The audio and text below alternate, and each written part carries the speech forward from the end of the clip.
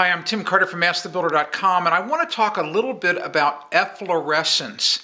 And this is a common thing that happens in some homes, but a lot of people get really confused about what it is. And what efflorescence is, they are salt deposits and salt crystals that can form on brick surfaces, concrete, stone walls, chimneys, anything that's masonry.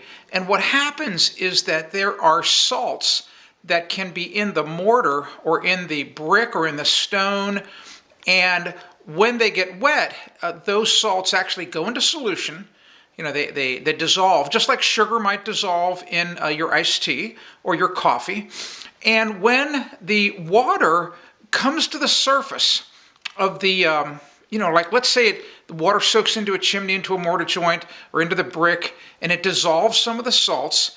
And then when the water vapor and the water starts to come to the surface, the water, evaporates, but you know what? The salt stays behind. And those are the salt deposits you see. And it's happened here on my own garage floor. And the reason it happens in the garage floor is because my truck comes back, in the wintertime, and it's been running through this salt and the snow, the salt they put on the streets. The salty solution drips onto the floor, and it's just a puddle, and then eventually it dries. And some of the salt soaks into the cracks that are in the garage floor, and then when the water dries, and liberates, comes up back out of that crack, it leaves behind the salt deposits. They're very fluffy.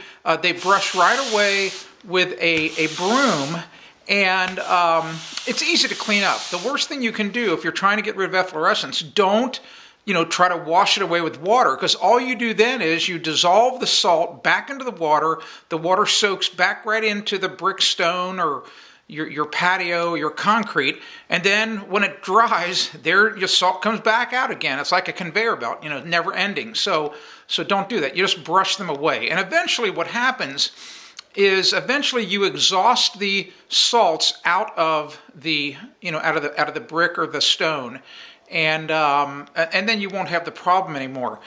This can, though, happen on retaining walls where the soil behind the retaining wall is the source of the salt, and in which case the efflorescence will never stop. So what you have to do if you build a retaining wall is you have to waterproof the back of the retaining wall with some type of asphalt solution so that the water can't get into the wall in the first place.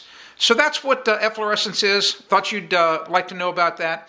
And it's really pretty easy to deal with. You just have to brush it away when you see it. And it's totally harmless, doesn't hurt the masonry surface whatsoever. I'm Tim Carter for AskTheBuilder.com. I hope you discovered something helpful and useful in that video, because I sure enjoyed taping it for you.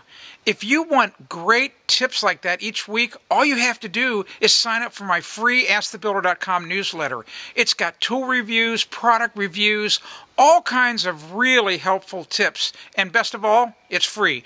Just click that link right below in the description of this video and sign up now. If you want to discover more home improvement tips, go to AskTheBuilder.com.